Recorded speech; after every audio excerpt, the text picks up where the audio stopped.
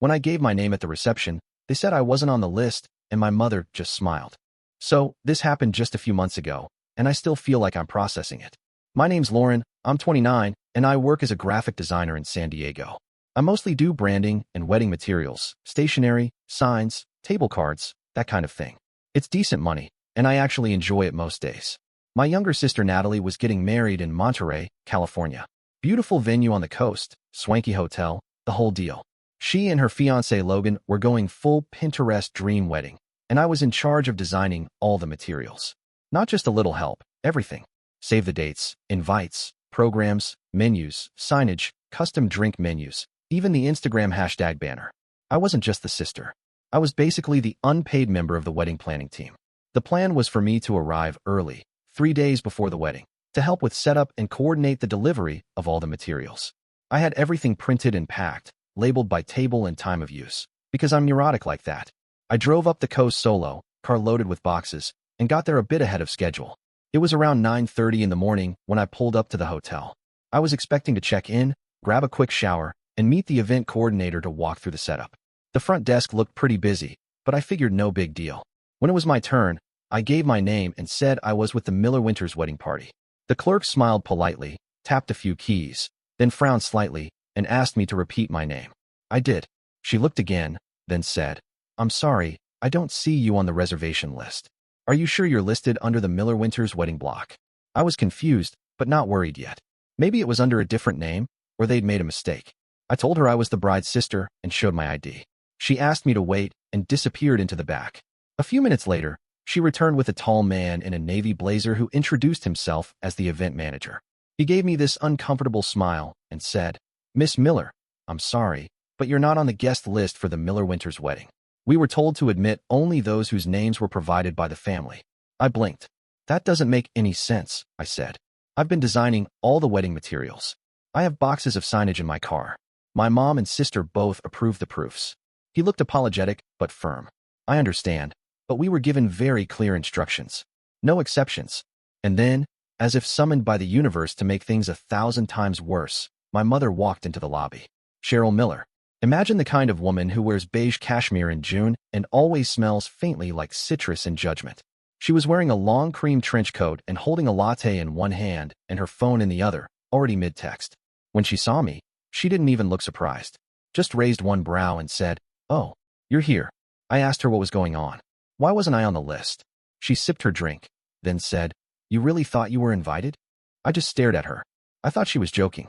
I thought maybe this was some dumb family prank I didn't understand. She didn't blink. "You're not on the guest list, Lauren. We didn't think it was appropriate." "Not appropriate," I echoed. "I'm your daughter. I designed everything for this wedding." She smiled, but it didn't reach her eyes. "You're not family, Lauren.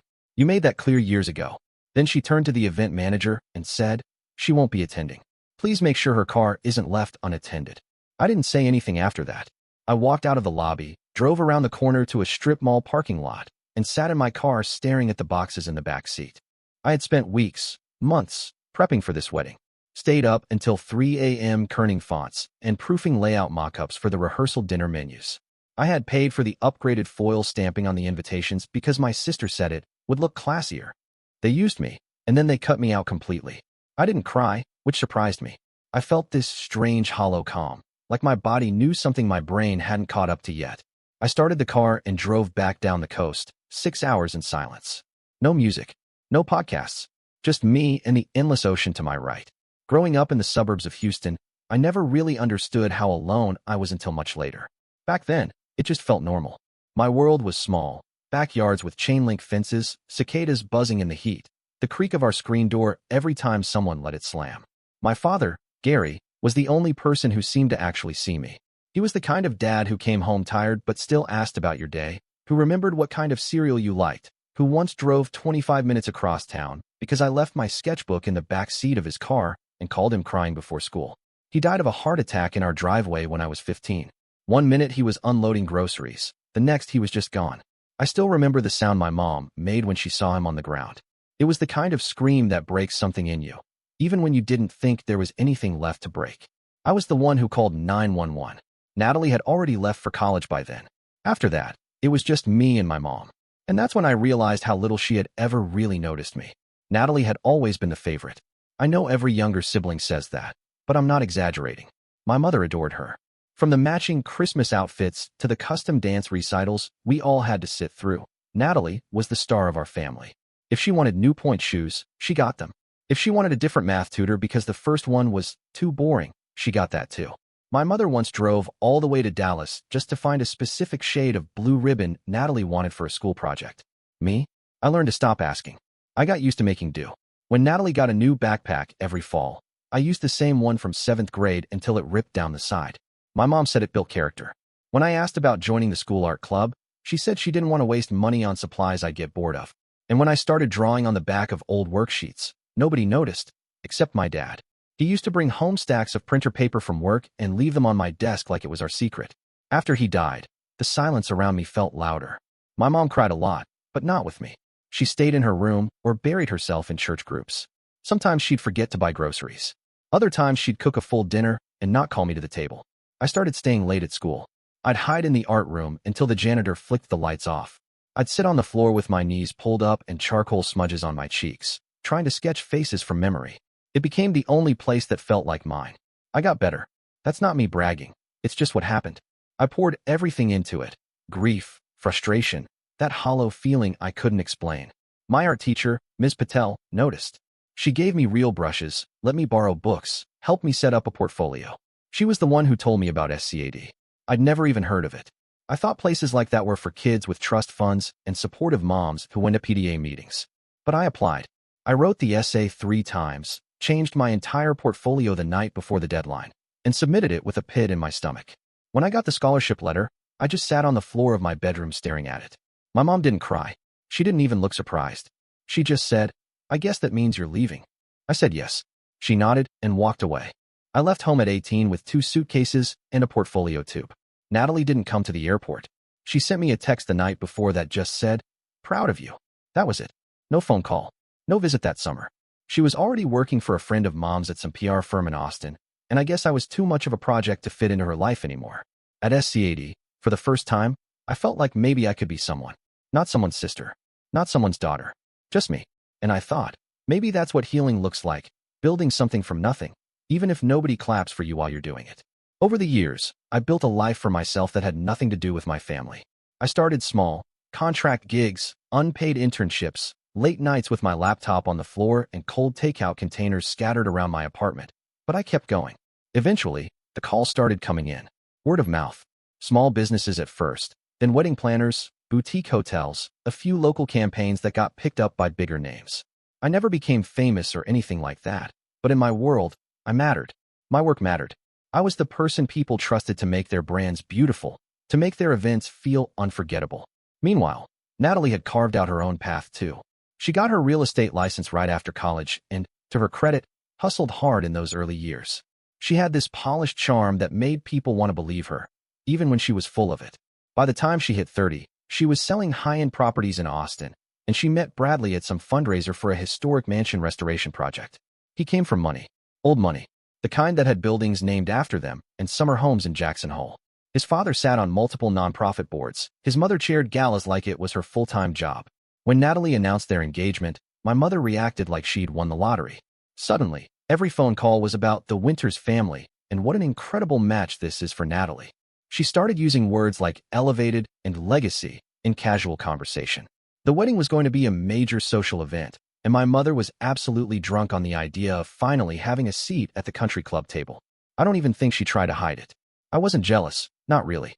But I'd be lying if I said it didn't sting, watching her bask in the spotlight while I stood quietly on the sidelines.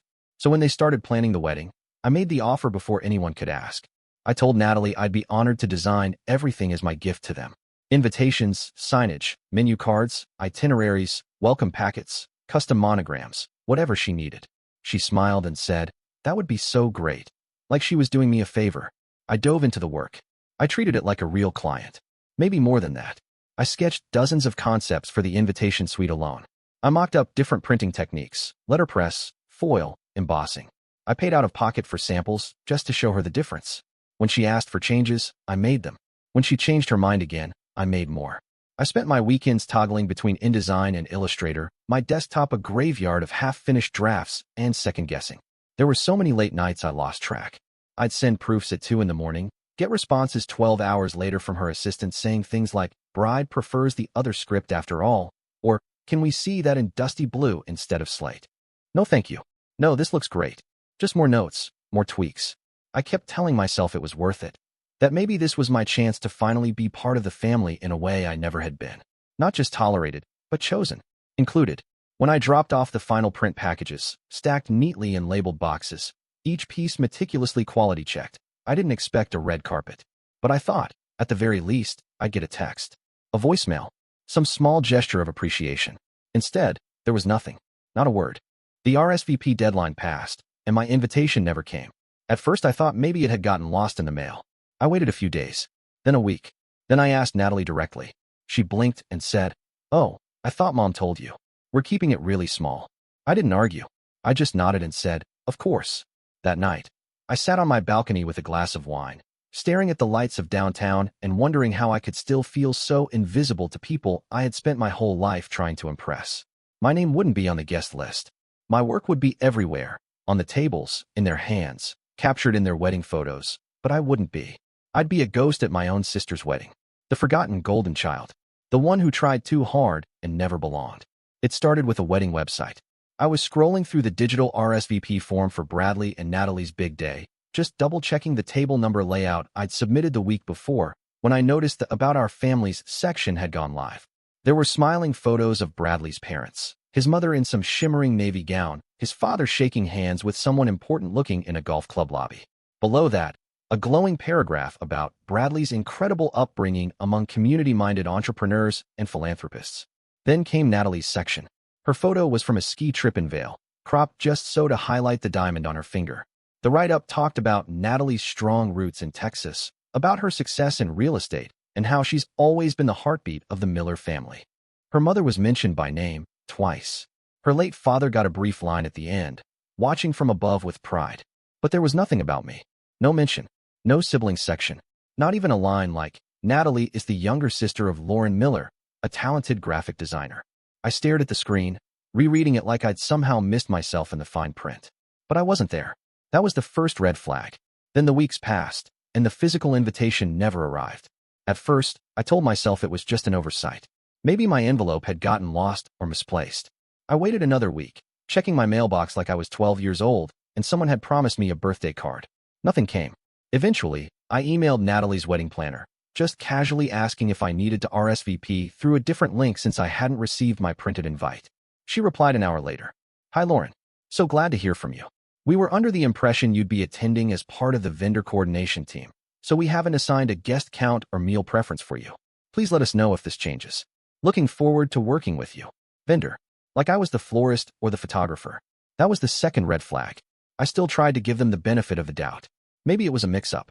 Maybe it was just a miscommunication between Natalie and her planner. So I called her. I remember pacing my apartment with my phone pressed so tight to my ear I could hear the hum of the call connecting. She picked up on the second ring.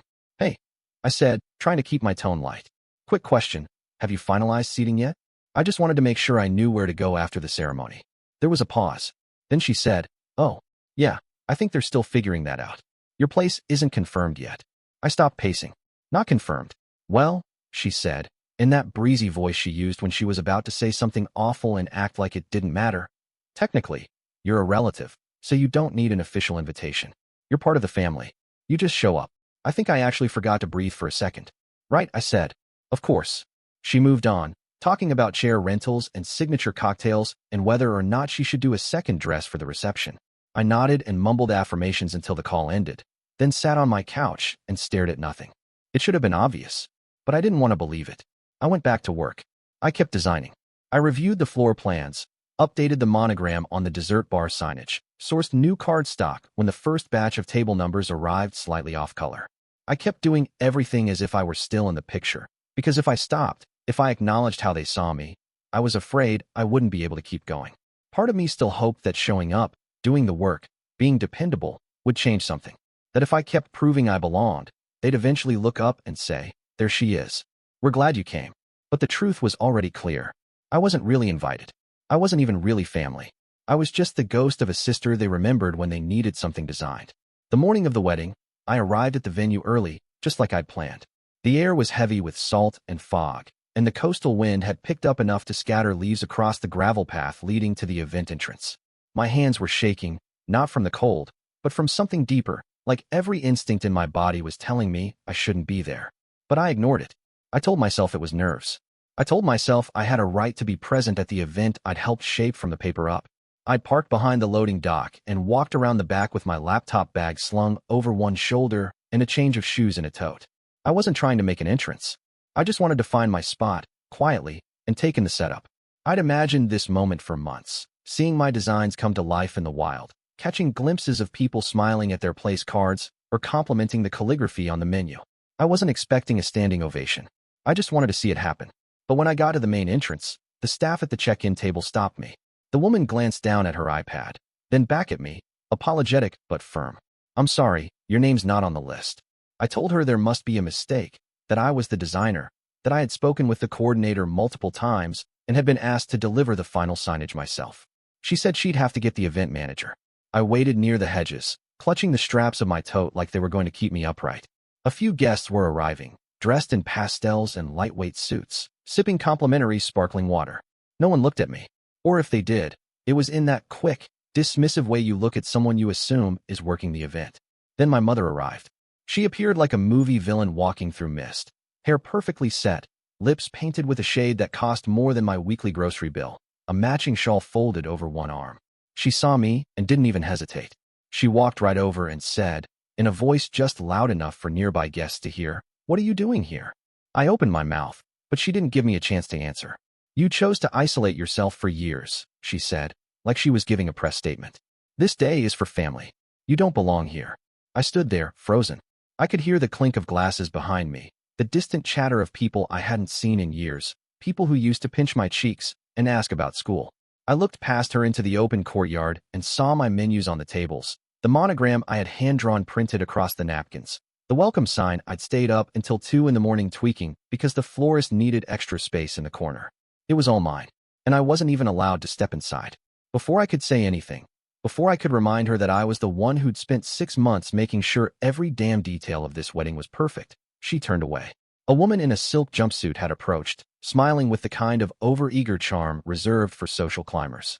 My mother hooked her arm around hers and said, "Oh, don't mind her. Just a confused vendor trying to insert herself into things." That one sentence did more damage than anything else could have. Not because it was cruel, but because it was so easy for her to say. So casual. Like cutting me out wasn't a betrayal, just a formality. An inconvenience to be managed. I didn't argue. I didn't raise my voice or demand justice. I just walked back to my car, past the signs I had mounted, past the guests I had carefully prepared for, past the flowers whose colors I had matched to the invitation suite down to the exact hex code. They all had a place at that wedding. Even the place cards had places. But me? I was just a ghost. And my name was never written down. I didn't make it back to my car right away. I walked to a small stone fountain near the parking area and sat on the edge, still holding my tote like I might have to run at any moment. The courtyard behind me was filled with the laughter of strangers wearing my designs, eating off menus I had formatted, drinking cocktails I had helped name. My hands were shaking. I couldn't breathe right. I kept replaying the words over and over in my head. "You don't belong here. Just a confused vendor." Every part of me felt like it had been peeled open in public, and no one had looked twice. I don't know how long I sat there before the tears started. Not dramatic, movie-style crying, just silent, steady sobbing that made my whole body feel like it was caving in. My shoulders folded forward. My fingers went numb. At some point I pulled out my phone, not sure who I was even going to call. I scrolled aimlessly until I landed on Megan's name. Megan had been my best friend since freshman year of college, the kind of person who remembered your coffee order and knew how to change a tire. She answered on the first ring. I didn't say anything at first. I think she knew. "Where are you?" she asked. I managed to get out something about a fountain and a hotel and how I couldn't get inside, how my mom had said things I couldn't even process yet. She told me to stay where I was. She was already in the car. She found me 30 minutes later, parked just past the loading dock, wearing sweatpants and carrying 2 travel mugs and a hoodie I had left at her place months ago. She didn't ask questions. She didn't try to make it better. She just opened the passenger door and waited. We drove back to her apartment in silence, my hands still clenched in my lap like I was bracing for impact that had already happened. When we got inside, she handed me the hoodie and told me to take the couch. I curled up under the blanket she kept folded in the corner, and didn't speak for the rest of the night. Or most of the next day. Something shut down in me after that. It wasn't even dramatic, it was just quiet. Like my body had finally gotten the message it had been trying to ignore for years. I stopped checking my phone. I didn't return calls.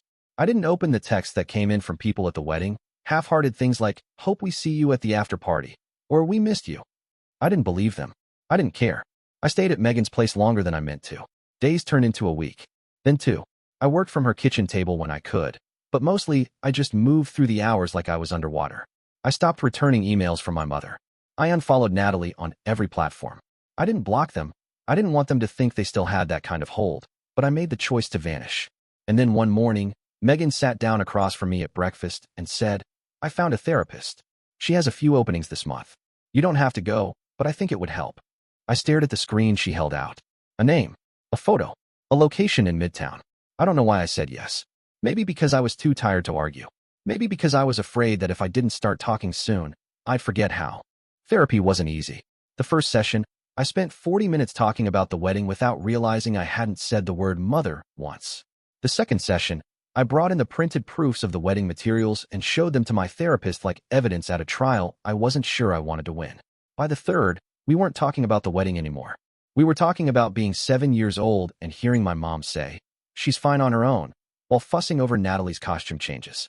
We were talking about high school and how I used to rehearse what I would say at dinner, only to have the conversation move past me before I could open my mouth. We talked about narcissistic family systems. We talked about emotional neglect dressed up as praise for being independent. We talked about what it means to spend your whole life performing for people who have already decided not to clap. It's a long road. Some days I take 10 steps forward and then trip over something small and invisible and end up back on the floor. But I'm on it now. I'm not pretending anymore. I'm not waiting to be invited. I'm not designing seats at a table where no one ever planned to give me one. Over the next 6 months, something inside me shifted. Not all at once. There was no epiphany, no clean break, but slowly, like thawing after a long winter. I poured myself into work, not out of desperation, but because it was the only place I still felt steady. Design had always been my refuge, and now it became something more, a way to survive, to define myself on my own terms. I used what little savings I had and rented a tiny storefront in East Austin, wedged between a vintage vinyl shop and a cafe that sold overpriced pour-overs with oat milk hearts. The space was barely big enough for 2 desks and a drafting table, but it had good light and quiet mornings, and that was enough. I called it Studio Laurel, a soft nod to growth, to resilience, to the idea that beauty doesn't need to scream to be heard. I filed the paperwork myself. I designed my own logo. I painted the walls with my bare hands one weekend and cried when the final coat dried. For the first time in my life, I was building something that no one could take from me. Work followed me. Clients found me through old contacts or word of mouth. A wedding planner from Arizona reached out after seeing my work in a styled shoot I'd done years ago. Then a bookstore in Marfa wanted new branding. Then a local startup asked for help with packaging. The projects kept coming, and for once I didn't feel like I was chasing anything. I was just doing, creating, existing on my own timeline. And somewhere in the middle of all that, I found people. Not family in the genetic sense, but in the way that matters more. I started going to events at a shared creative space down the street. Monthly mixers, portfolio critiques, drink and draw nights where people wore overalls and talked about texture and light like it was religion. I reconnected with some old friends from college who had ended up in Austin too. We weren't close back then, but somehow, with enough time and shared scar tissue, we found each other again. And then there was Jason. He showed up to a branding panel I was speaking on. He was tall, quiet, with a camera that looked like it weighed more than he did. We struck up a conversation about color theory and lens distortion. He asked if I'd ever designed for gallery work. I said no, but I was curious. He asked if I wanted to collaborate. I said maybe. He didn't push. He didn't pretend to know me. But he looked at me like he saw something I didn't even realize was still visible. He didn't ask about my family. He didn't treat me like a project or a story with an arc he was trying to rewrite. He just showed up, consistently, quietly, in ways that didn't make me feel like I owed him anything. We went on walks around the lake. We worked in silence at the same table for hours. We shared photos and playlists and grief, piece by piece, like postcards from places we had both escaped. And it was good. It was soft. It was nothing like the way I used to force myself to fit into people's lives, shrinking down or puffing up to take the shape they needed. Through therapy and work and people who saw me without squinting, I started to unravel the knots inside me. I stopped explaining myself. I stopped writing emails in my head to people who had already made it clear they weren't listening. I set boundaries and didn't apologize for them. I began to understand that family isn't about blood or obligation or shared holidays. It's about choice, about who shows up, about who stays when the spotlight isn't on. And maybe the most surprising part, I didn't feel empty anymore. I felt like I was finally becoming someone I could stand to be. Not the forgotten one, not the afterthought, just me. And for the first time in my life, that felt like enough. It was almost exactly a year later when my phone rang. The name on the screen made my stomach clench in a way I hadn't felt in months. Natalie. I hadn't spoken to her since the wedding. Not a word, not even a stray text. I hesitated for a long second before answering. Her voice was smaller than I remembered. It didn't have that clipped, polished edge she usually carried like a shield. Hey, she said. I didn't know who else to call. I didn't say anything. I just waited. She exhaled. Bradley and I, it's not working. We've been in counseling, but he checked out months ago. It's like he married me for the photo ops and then just moved on. Her voice cracked a little. And Mom, she doesn't even ask how I'm doing. She just wants to know what I'm wearing to the gala next month. It was strange, hearing her say it out loud. Not because it wasn't true, of course it was, but because she had never acknowledged it before. The pedestal she'd lived on for so long had finally cracked under her feet, and now she was looking around, realizing how cold it was down here on the ground. I listened. I told her I was sorry she was going through it. I told her it made sense that she felt alone, but I didn't try to fix it. I didn't offer advice or reframe the pain or pretend like this was some kind of poetic justice. I just let her speak. And then, before the call ended, I said, I'm hosting a Friendsgiving this year. You're welcome to come, if you want. She asked who would be there. I said a few friends, some old coworkers, Jason. She was quiet for a moment, then asked, Is Mom invited? No, I said. She's not. There was no argument. No protest. Just a soft, okay. The day of Friendsgiving, she showed up with a bottle of wine and a store-bought pie that looked like it had been manhandled on the drive over. She wore jeans and no makeup and looked like someone who was still trying to remember how to breathe. We ate turkey and mashed potatoes and listened to records that skipped in just the right places. No one brought up family. No one tried to force anything. She sat between two people she'd never met and laughed once. Actually laughed, like her chest remembered how. And me? I looked around the room and felt full. Not because everything was perfect or mended or healed, but because it didn't need to be. I was living by my own rules now. I had built something that didn't rely on anyone's approval. I had love in my life that I hadn't begged for. I had chosen people who chose me back. The past was still there. It always would be. But it didn't own me anymore.